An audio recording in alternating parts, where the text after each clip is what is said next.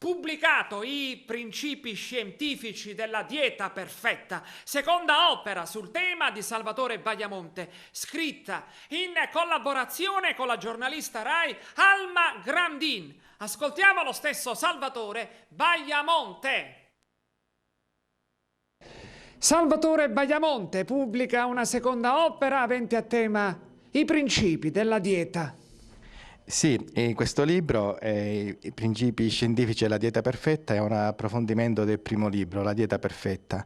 È già stato pubblicato 2 anni fa dalla casa editrice Eclectica, che è un editore universitario. Infatti la Oberwork mi aveva chiesto un approfondimento, ma tanto è stato approfondito che poi l'editore che ha dovuto pubblicare è un editore universitario. Ebbene, questo libro dopo 2 anni è stato visionato e revisionato dalla dottoressa Alma Maria Grandini, che è una giornalista della RAI. La dottoressa Alma Grandini ha una laurea nel campo medico e una laurea in scienze della comunicazione. Dopo averlo appunto revisionato, ha accettato di firmare la coautorialità.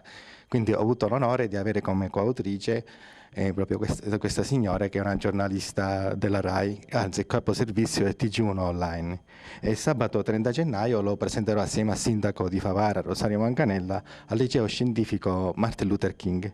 Colgo l'occasione per ringraziare il signor preside e il professor Salvatore Pirrera. I principi scientifici della dieta perfetta. Esiste una dieta perfetta? Perché si dovrebbe essere interessati alla lettura del libro? Il contenuto dell'opera.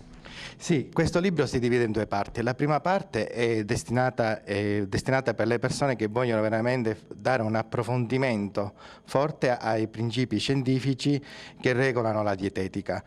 E la seconda parte è un poco, riprendo quello che è stato scritto nel libro La dieta perfetta, che è stato un libro che ha avuto molto successo ed è un libro per tutti perché è molto semplice. Nella prima parte infatti la teoria contrasta, la mia teoria è in contrasto con la teoria di Michel Montignac, che è un famoso autore, famoso in tutto il mondo, dove non crede alle chilocalorie, lui parla degli indici glicemici. Ebbene, io con questo libro contesto la teoria di Michel Montignac e mi affido sempre al primo e al secondo principio della termodinamica.